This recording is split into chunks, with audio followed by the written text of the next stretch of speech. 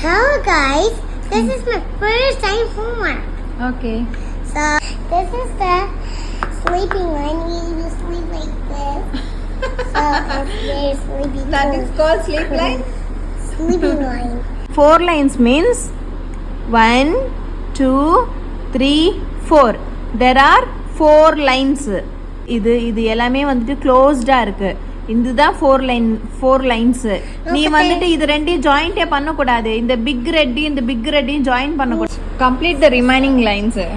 Start from here. Then go to the back. Super. பாக்கி போடு. பாக்கி எல்லாம் எழுது. இது. Good girl டோக்கி. Then இது. വാവ് എന്റെ ടോക്കി നന്നായിട്ട് ചെയ്തു. പോടെ പോടെ. Yay! I done the homework right now. Then start from here.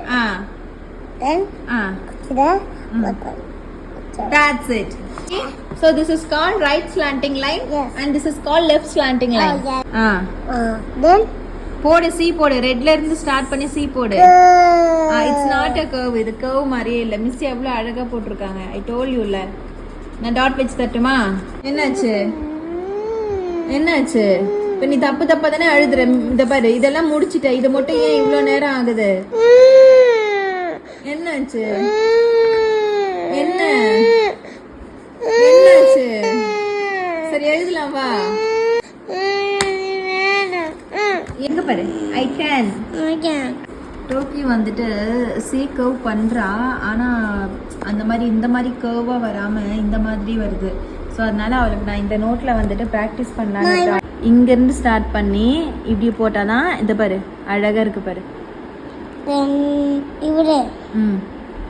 Start பண்ணு. நான் உனக்கு டாட்ஸ் வச்சு தரேன். அந்த மாதிரி பண்ணு. போடு. கீழேயும் பாரு. ட்ரை பண்ணு. அது இப்ப எப்படி வந்துச்சு?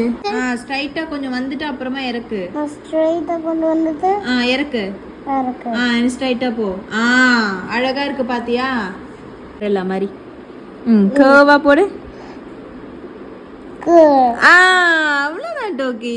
இன்னும் கொஞ்சம் நல்லா அழகா வளைச்சேன்னா ஹேண்ட் ரைட்டிங் அழகா இருக்கும். கர்வா போடு. கர்வ். இங்க கர்வா போடு. அவ்வளவுதான். இங்க கர்வா போடு.